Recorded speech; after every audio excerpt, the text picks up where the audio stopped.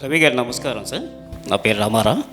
ఇప్పుడు మీరు ఎంచుకున్న శ్రీకాకుళం నియోజకవర్గం, ఎచ్చెల నియోజకవర్గం, పాతపట్నం నియోజకవర్గాల్లో కేటాయించిన సీట్ల విషయంలో ఇప్పటికీ పబ్లిక్లో కొంత సందిగ్ధావస్థలో ఉన్నారు.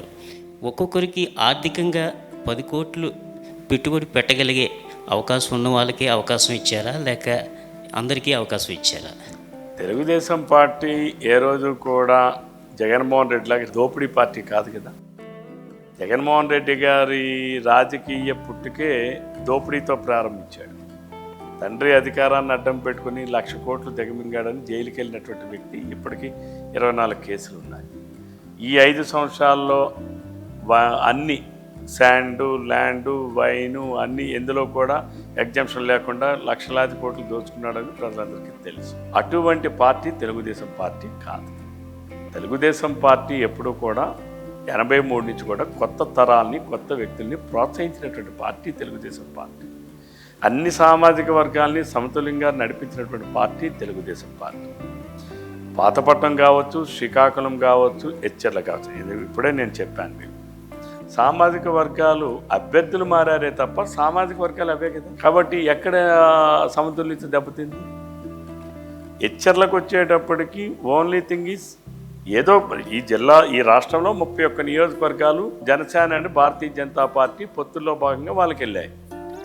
వాళ్ళ అభ్యర్థులను ఎవరు పెట్టుకుంటారా అనేటటువంటి ఆ పార్టీ నిర్ణయిస్తుంది. అది తెలుగుదేశం పార్టీ డిసైడ్ చేయదు కదా. భారతీయ జనతా పార్టీ అభ్యర్థుల్ని లేదా జనసేన అభ్యర్థుల్ని తెలుగుదేశం పార్టీ డిసైడ్ చేయదు. కాబట్టి ఇక్కడ పొత్తుల్లో భాగంగా కొన్ని మేము ఇచ్చాం. అక్కడ కాస్త మా సీనియర్ లీడర్ మాకందరికీ అభిమానం, వ్యక్తిగతంగా నేను చూసుకుంటే నాకు చాలా అభిమానించేటటువంటి మా కళా వెంకట్రావు గారు లాంటి వారికి కూడా ఈరోజు పొత్తులో భాగంగా అక్కడ ఇది వస్తే చీపురుపల్లి వెళ్ళారు. కాబట్టి అంటే కొంత ప్లేస్మెంట్స్ అనేది జరిగాయి. ఇక్కడ కూడా వ్యక్తుల కోసం పార్టీని నడపలేదు. పార్టీ పొత్తులు రాష్ట్రం కోసం, రాష్ట్రంలో ఉన్నటువంటి పరిస్థితుల కోసం, ఈ వైఎస్ఆర్సీపీ అరాచక ప్రభుత్వాన్ని సాగనప్పడం కోసం ఒకటే మాట, ఒకటే ఎజెండాగా ముందుకెళ్తున్న జెండాలు వేరు కానీ మాట ఒకటే, ఎజెండా ఒకటే, ఆ ప్రకారంగా ముందుకెళ్తున్న పరిస్థితుల్లోనే ఉంది తప్ప ఇక్కడ ఏ సామాజిక వర్గం కానీ వ్యక్తులు కానీ అసలు డబ్బు ప్రభావం అనేది తెలుగుదేశంలో ఏ రోజు డిస్కషనే లేదు.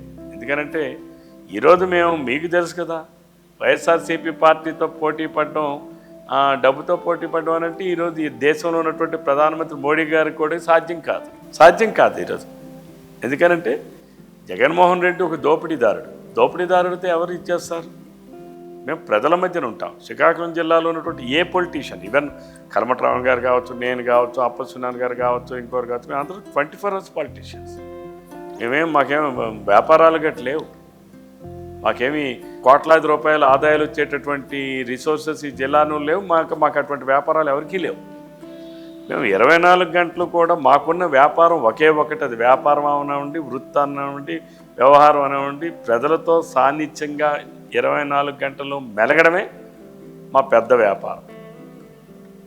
వ్యాపారస్తుడు ఏంటంటే ప్రజలకు దూరంగా ఉంటాడు.